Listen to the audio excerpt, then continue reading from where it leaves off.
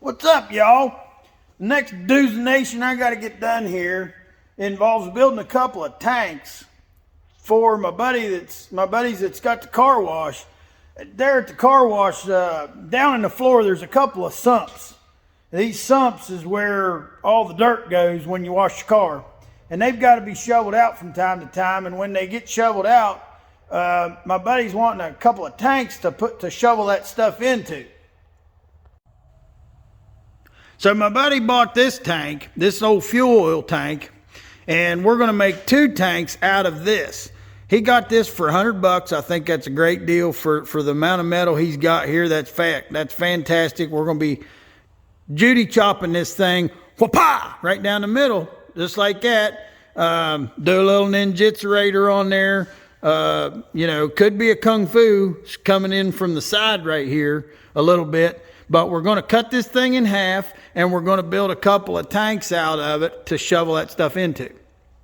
Now, the machine they've got down there at the car wash that they'd be moving these tanks around with is a Bobcat Toolcat. Bobcat Toolcats are really versatile machines. It kind of looks like a side-by-side, but it takes all the Bobcat accessories like a skid steer would, and it's got a Bobcat quick attach on the front. So we can run down there and check that out. So here's the Toolcat, and here's the quick attach. So I guess I'll show you that. This thing got bent real bad and all twisted up. I remember welding this. Me and Dalton had it up at his shop one day and just give up on trying to straighten it, and we cut the whole front end right off. Just cut it and straighten it out and then welded it back together. That gob job's still holding all right. I worked on this bed and put them stickers on it. That was at my shop. I don't know how long ago that was. That was a while ago. All right, moving on.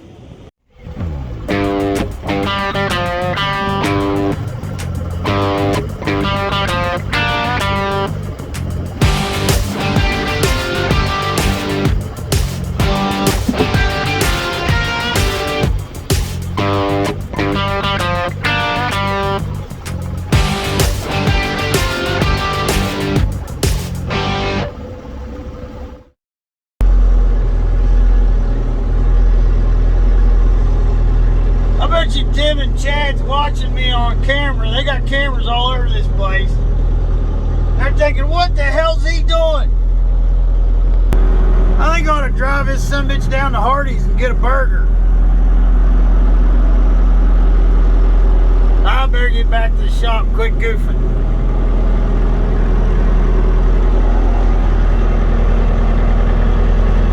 A lot of cars went through there in the last little while.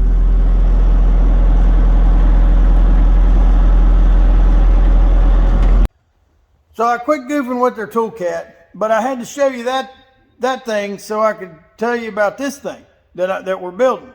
Because what we're doing with these tanks is I'm gonna build a couple of these skid steer quick attach systems on the tank. That way they can carry it around with the Toolcat or any machine that accepts the Bobcat quick attach. And they have several. They've got a Bobcat skid steer on tracks. Dalton's got a tractor with the same kind of setup. It's going to make it where they can move it around with a lot of different things because they've got several machines that have this Bobcat quick attach. Now, another thing that I can do with this is I'm going to try to build this quick attach framing into the structure that holds the tank together, because obviously these tanks that we have, they're not strong enough on their own to by the time I cut this in half, if you're shoveling stuff in it and moving it around, it's not strong enough. So one part of it is going to be making this quick attach part of the framing that holds the tank together, so it'll be a tank that'll last for them. Another thing I'm going to do is I'm going to put a quick attach on one side that's upright. I'm going to put one on the other side that's upside down. So that would afford them the ability, if they were dumping this, they could knock the thing over and pick it up upside down. If they wanted to shake it, maybe to shake a little bit more stuff out of it, or if they wanted to hold it up in the air and hose it out to clean out maybe some remaining debris or whatever. So that's the idea that I'm going with. So part of this is going to be, I'm going to have to build the setup like the buckets and attachment has that is a Bobcat quick attach. So one of these Bobcat quick attach systems that I've got put together here pretty much comes down to, I made this jig, and this jig represents the machine. This would be the male side. And with this jig, I can make one of those, or as many of them as I want. And I'll show you what I'm talking about how that goes together.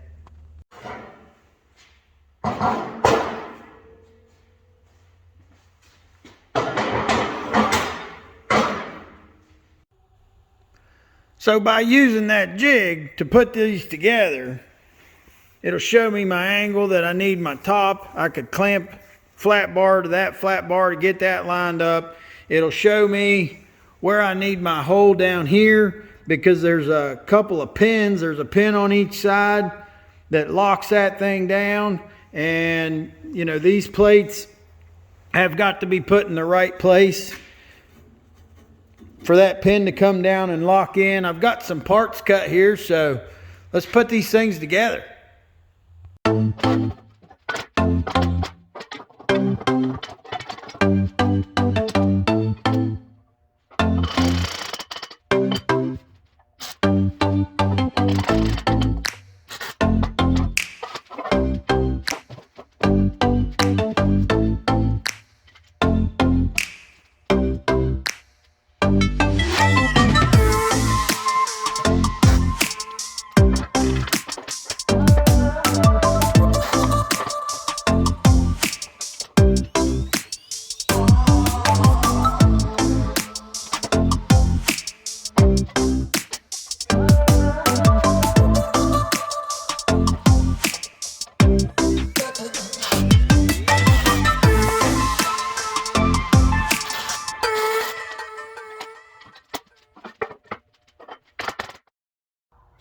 I was in the middle of putting that together, and I realized there's a bar clamp that I was going to need, and I didn't have it out. So I stopped and got it. Now let's get back to it.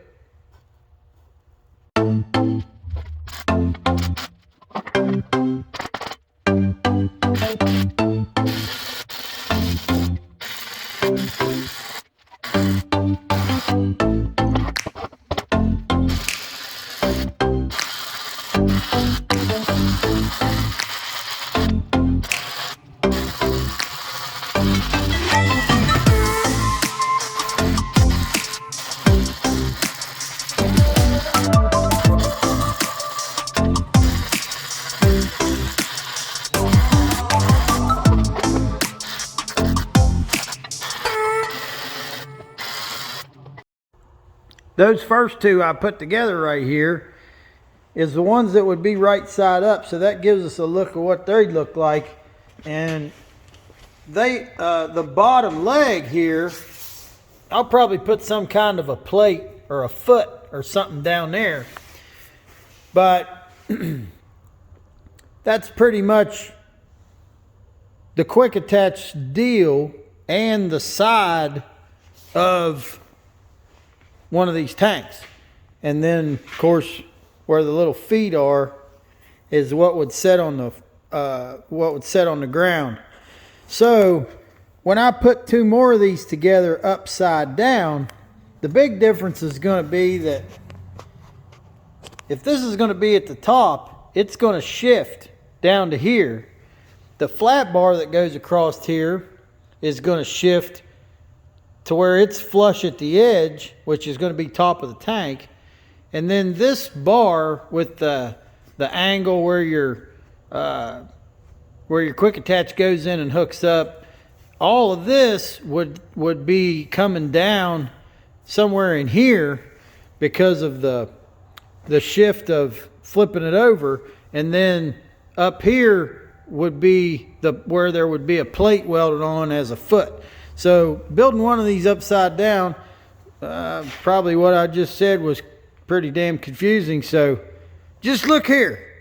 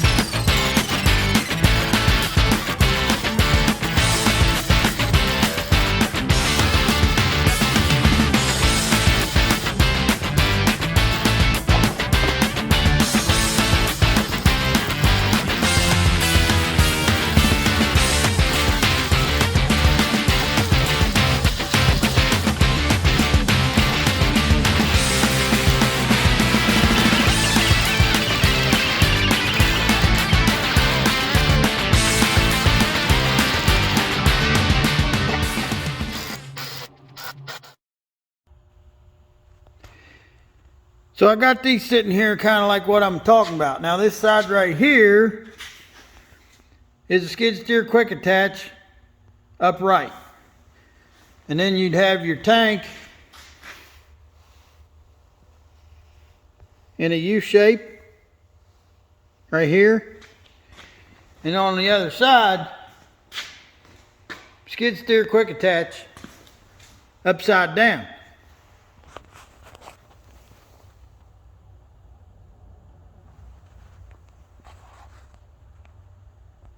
You smell what I'm stepping in now?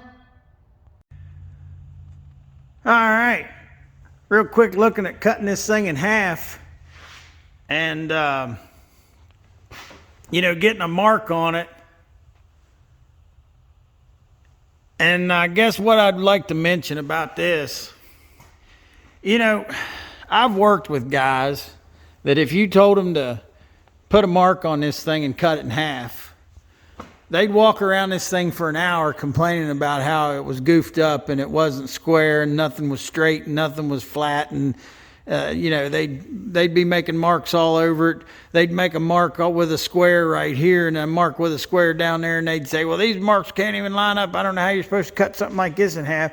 Look, whenever they were manufacturing this tank to hold fuel oil, nobody said, hey, there's some picky welder someday. Hey, Miss Diane, there's going to be some picky welder someday want this perfectly square so he can make a mark on it and cut it. That's not what they were thinking. All right, don't expect something like this to be straight and perfect and something you can put a square on and make a mark. All right, I've found a part of the tank. I clamped it to the table. I found a part of the tank that, you know, looks as symmetrical as I can find, you know, a decent place. I laid a level up there and clamped the thing to the table with that level. And then I took a measurement from right there to right there, and I got 44 and a half. So I made a mark right there at 22 and a quarter. And without moving the tank, I took my level and I held it up there and I got it plumb and I lined it up with that mark and I made a mark. And from there, you know, I took a long straight edge and I put that mark together. And of course, I've still got to do that to the other side. But you just got to, you know, look at the thing and do the best you can and go with it. Because you're not going to be able to expect something like this to be where you just throw a square on right here and a square on right there and make a cut. It wasn't built for that, and you just got to deal with it. I'm going to cut this tank in half with this 8-inch Milwaukee. It's a good saw. I got a couple of those. They're nice. Got my marks on here. I got my blower hooked up. Buddy of mine gave me this blower. Man, it really moves air. I'll show you. This thing's impressive. going to put a vacuum on this thing and suck some air through it. I'm going to put my hand over this hole and show you how strong that vacuum is.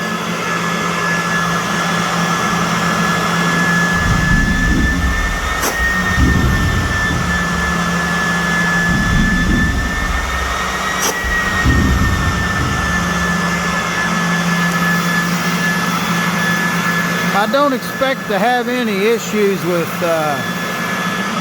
this thing lighting up or anything. It doesn't smell like it's got fuel in it or has had any time recently, but just as a precaution, I'm going to leave the blower on it and pull that vacuum on there, and I'm going to let it run here a minute while it sucks those fumes out and get that door open. We'll lay into it.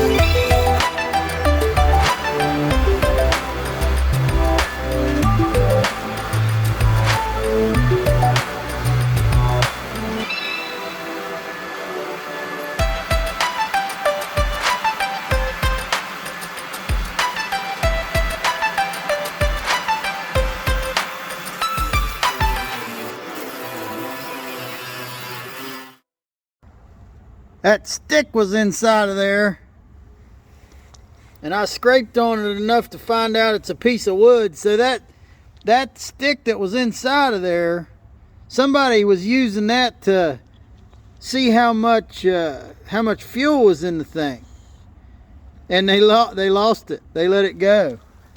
Huh, Miss Diane? That's funny, ain't it, Miss Princess? So it's hard to tell how long that's been in there, but based on the sludge it's soaked up, I can almost guarantee you that piece of wood right there'd last a while. It's hard to tell how long it's been soaking in fuel oil. Now we can look, you can also tell which is the bottom because there's a lot more sludge in the bottom. The top is cleaner. There was some sludge on that side. Of course, that's the way it was laying when I finally cut it. So it smells wonderful. But it's two pieces. Where there was one, there's now two. And that's what we was going for. Cut looks pretty good. That went well. What do you think, Miss Princess Diane? The most beautiful princess.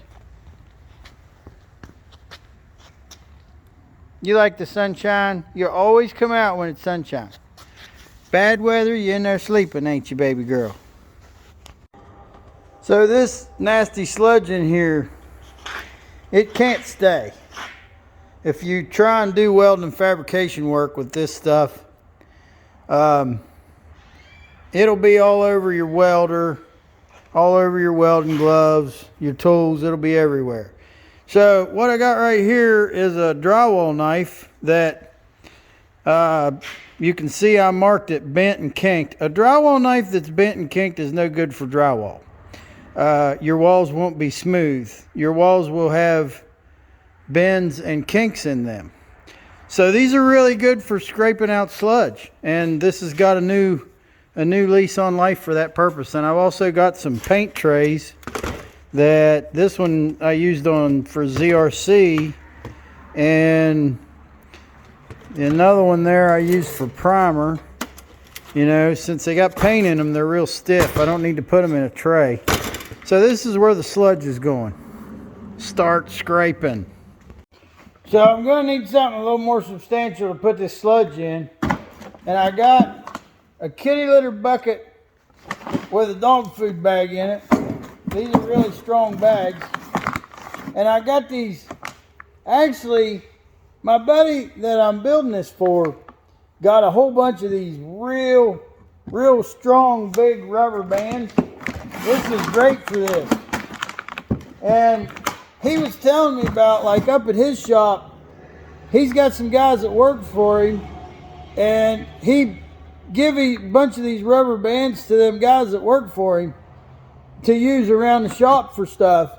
But what was happening was he was finding them everywhere.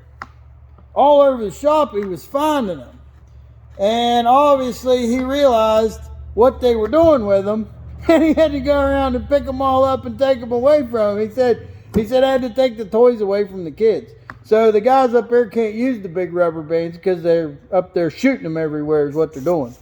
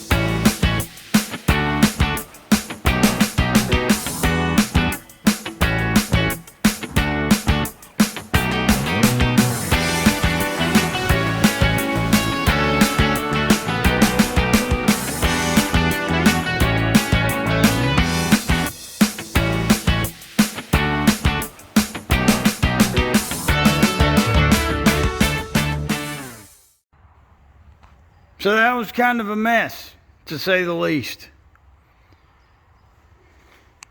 But what we did work there, it didn't take a whole lot of gasoline really, even though gasoline's at a premium now.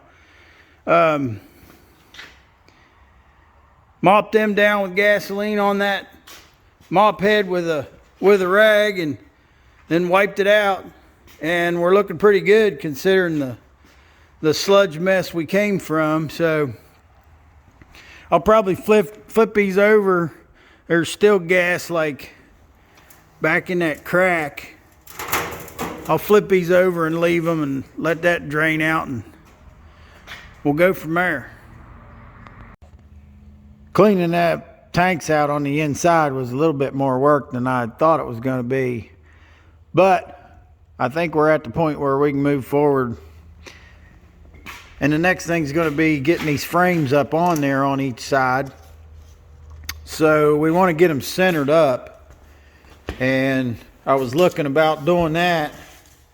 And my width here, I got 45 and 5/8. So I'm looking at the width of my tank. I got about 60 and 1/8 there, so I put a mark at 30 and 1/16. So that mark at 30 and 1/16 would represent the center. And then our frame being 45 and 5/8, you know, the way to break that down and figure out what's half of 45 and 5/8 is just start out with 40. Half of 40 is 20. Half of 5 is 2.5. Half of 5/8 is 5/16. And if you watch my video on tape measure, you might know that I consider 5/16 and 13/16 to be cousins, because sometimes you're working off of a number and sometimes you're working off of a half. Sometimes I have to add a fraction to a number. Sometimes I have to add a fraction to a half. Well, 13/16 is 5/16 past a half. And that's one of the things, after working with a tape measure for a long time, that I talked about in my tape measure video, because numbers like 5/16 and 13/16, I say they're cousins. Just like 7/16 and 15/16 are cousins. Because 7/16 is 7/16 past a number. And 15/16 is 7/16 past a half. Same thing with 3/16 and 11/16. But anywhooser, what we would do is, once we said, well, our frame is 45 and 5/8, and half of that is 22 and 13/16. So going from the center of the tank, from the center of the tank one way, 22 and 13/16 of an inch, that leaves us at about 7 1/4, 7 5/16 from the edge. So what I did was, once I established that, I set my combination square at 7 1/4, and I went all the way on the 4 sides, and I made me a line. So that's this line you see. So I've got a line that's 7 1/4 parallel on all 4 sides, or on all 4 corners. And now that I've got these 2 lines, that's good, because see, this doesn't all have to be perfect. If I've got one of these that's 45 and a half instead of 45 and 5/8, then when I put it up there, I'm going to split the difference on my lines, and I know my lines are even with the edge, and these lines will also tell me if I'm putting my material parallel with that edge, and if I'm not, something's out of square, I'm going to split the difference. You know, this, like I talked about before with these tanks, you're not going to get this stuff dead on perfect. These tanks aren't like a perfect thing. I'm sure my cut's not perfect, but we're going to get these frames tacked on there, and we'll go from there.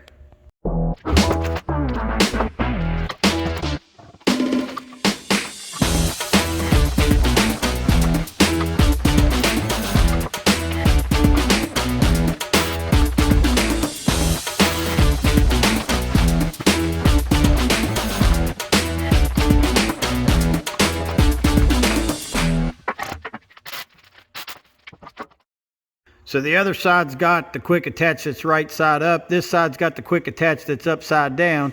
And the next part of this is going to be getting this straightened out and banding these ends so they're not so weak. Obviously this metal, you know, this is really thin stuff, and you can see how we're not straight down through here. It's pretty straight where it's been pushed against these frames. But then this part like comes in quite a bit, and we can fix all that. We just we need some metal in here, and what I'm going to go with to band around this to make it thicker is a 1/2 inch square key stock. So that'd be a 1/2 by 1/2 solid, and then I'll run a 1/4 by 2 gusset from this corner to there on the angle iron. And that can serve two purposes, because it'll make the corner a lot stronger, and it's also going to be a place where you can put a hook. If you did want to lift this with a chain, there'd be a place that you could put a hook on all 4 corners. So we're going to want to get set up over here and set up a stop and do some saw cutting.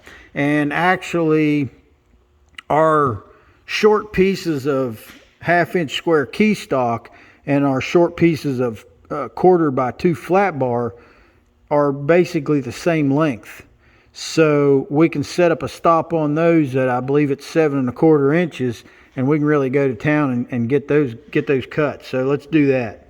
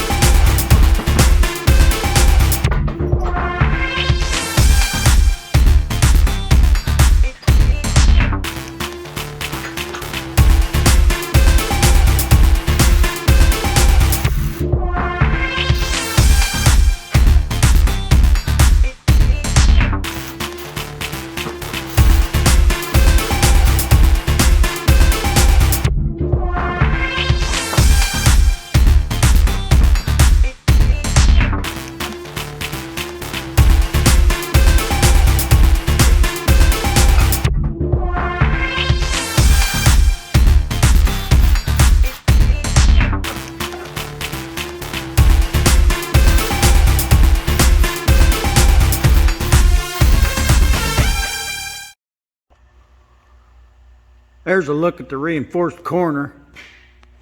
We got the 1/2-inch key stock banded all the way around it.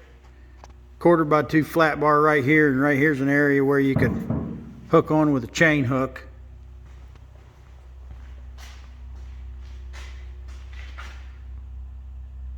Got the sides nice and straight with the clamp before I tacked that in. Now that I've tacked that in, it's staying where I clamped it to.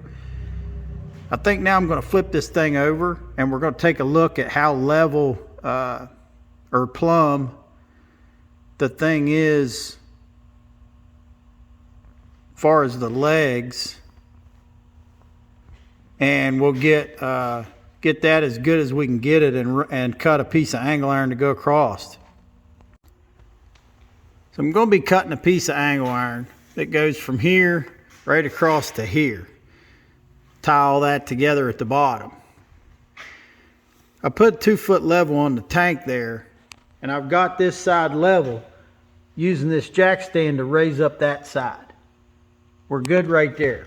I had that level back here, and I got this side level. You might see that wedge in there. I had to wedge that a little bit up from the table to get the other side right. But as we are right now with the tank level, looking at these legs, see, we're favoring that line to the left right there, and we got about the same right there. So that tells us that those legs are pretty much parallel. I'm going to go ahead and cut the angle iron that goes across those legs and tack it on there. And then I'll pull that whole thing over just a little bit and tack it to the tank. Then we'll be good.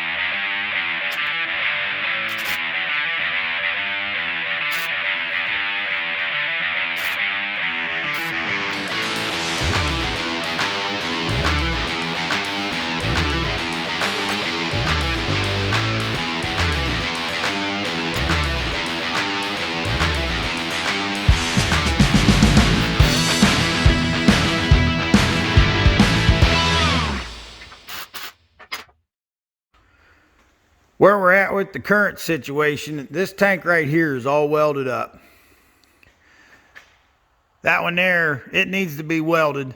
It's pretty much all put together and tacked up, and everything's where it's supposed to be.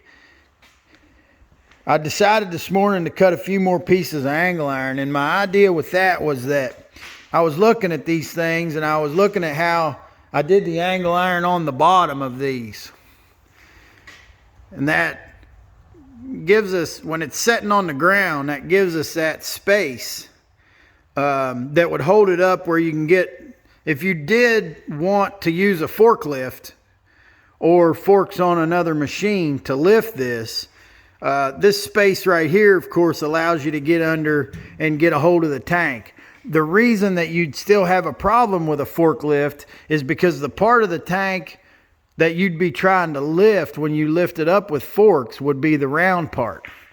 So in other words, if you take your forklift forks and you drive under here and you lift up, your tank's going to do this. It's going to want to wobble.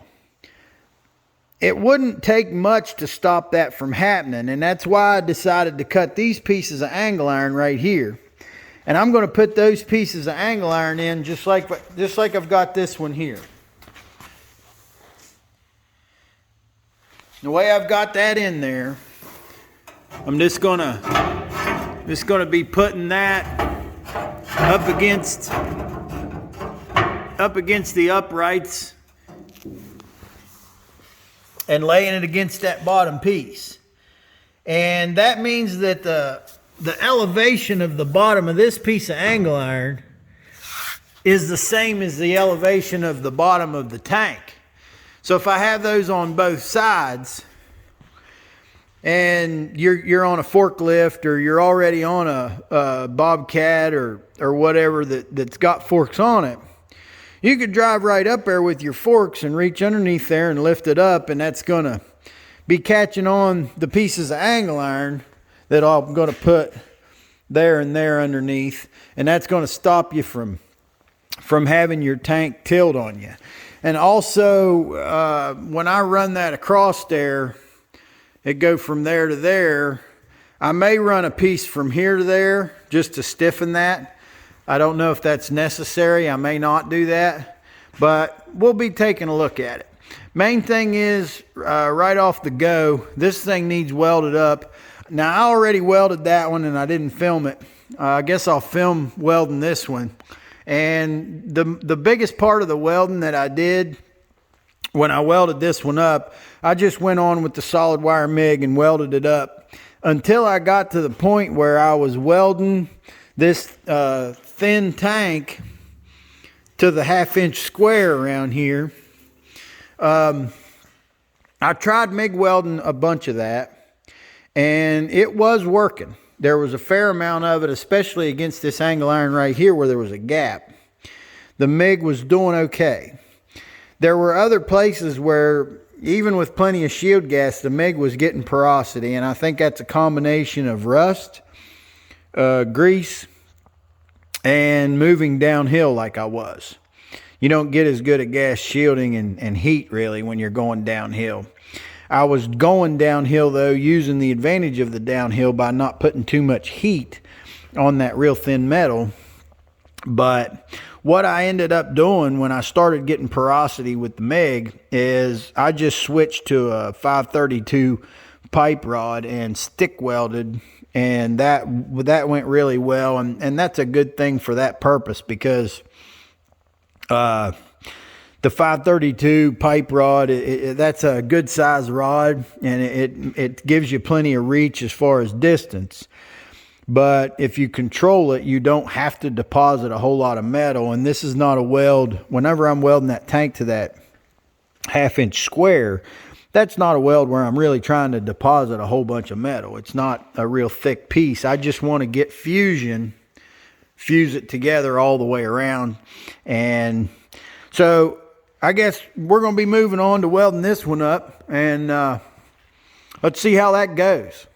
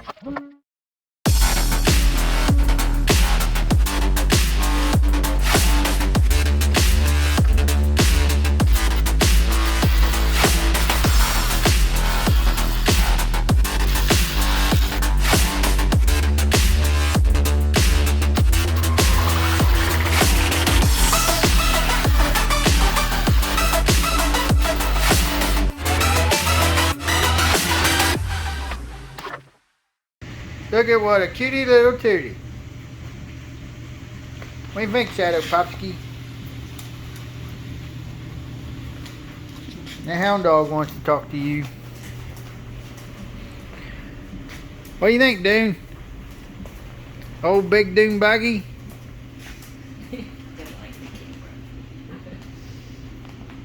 You're not big on camera? He thinks this is a little sketchy. Zozo got her donut on her head. She's not real crazy about wearing the donut. But she can't be picking on the stitches. Pretty girl, can't be picking on the stitches. Let's see. Let's check on Miss Diane.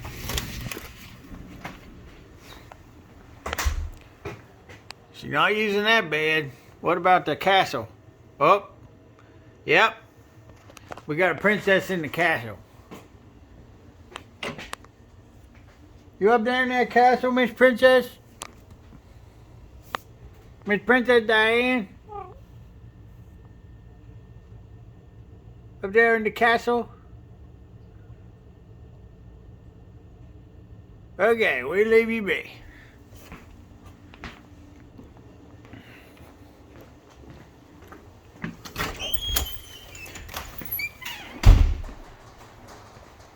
Alright, well this bar that I added in here for the forklifting, I really like that. That's coming out, bottom of that would be right at the elevation of the bottom of that tank. And then what I got right here, through this gusset in, which is, you know, going between that angle and that part of the side right there where we got our, this side is the upside down quick attach. Then over here on the right side up quick attach. Got the same kind of brace. You can see there the room we got. You can see there the room we got for the forklift forks to go under it. So I'm liking it. Still need to add the bars and gussets to this one.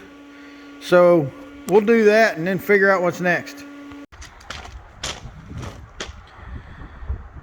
Well, we cut this far along, and I think it's time to take a field trip. There's a couple things we need to check on right here.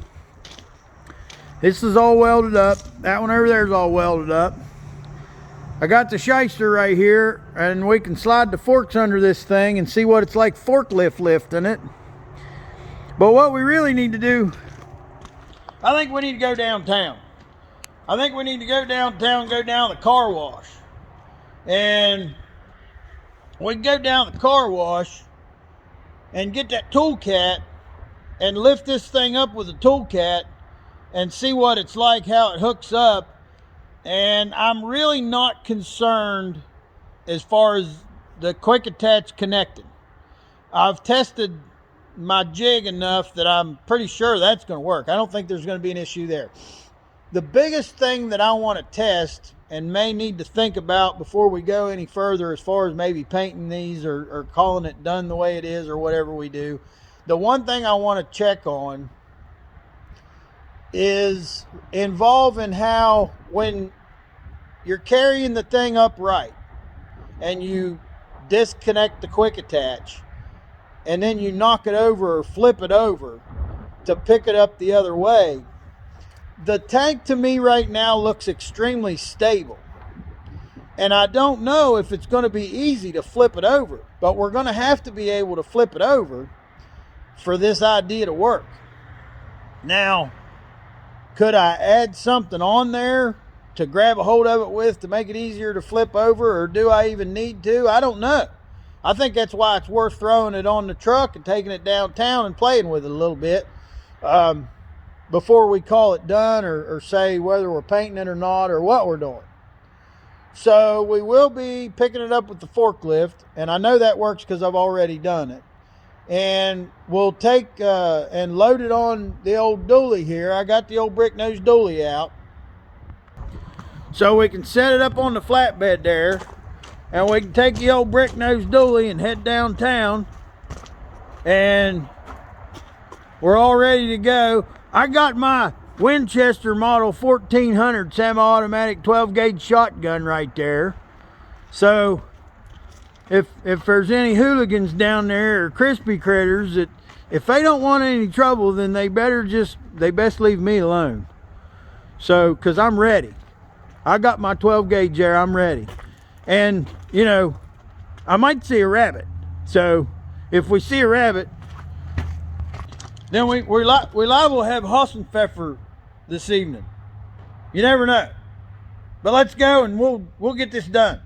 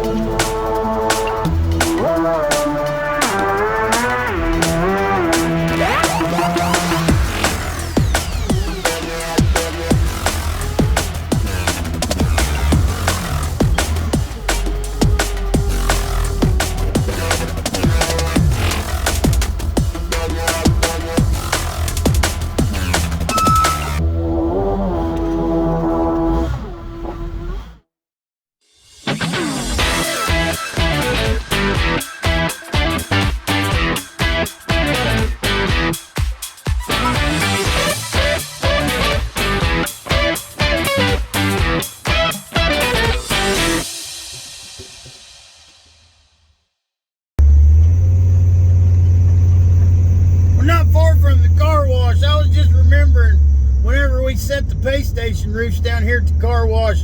Dalton had that tank truck bed rigged up the way he did, running it off of motor for his log splitter, the motor and the hydraulic system for his log splitter. That guy, man, he can rig some shit up. He would never surprise me. Like, he's liable to. If his wife was at home doing the laundry and the dryer quit, you know, he'd probably take the motor out of the ceiling fan in the living room and rig it up in the damn dryer and finish drying the clothes. All right, we're here at the car wash.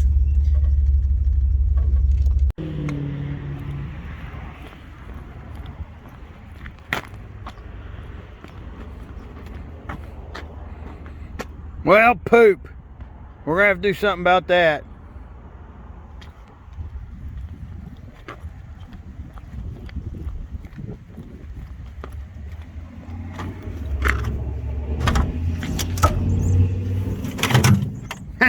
Bingo!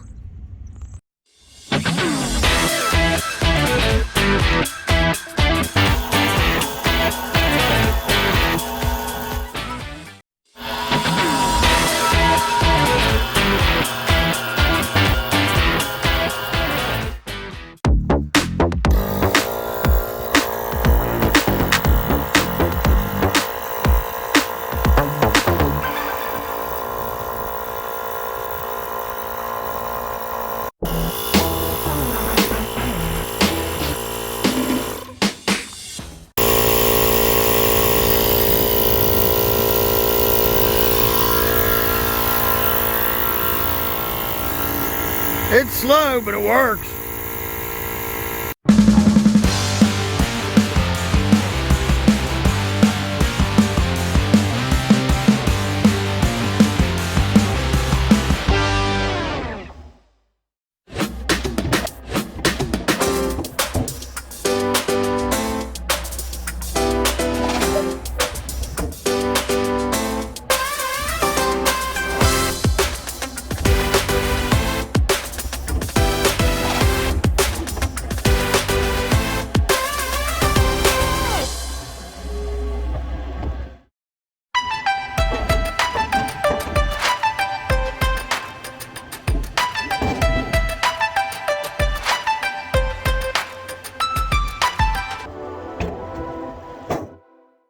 Well, that's it for the fabrication of them sump tanks.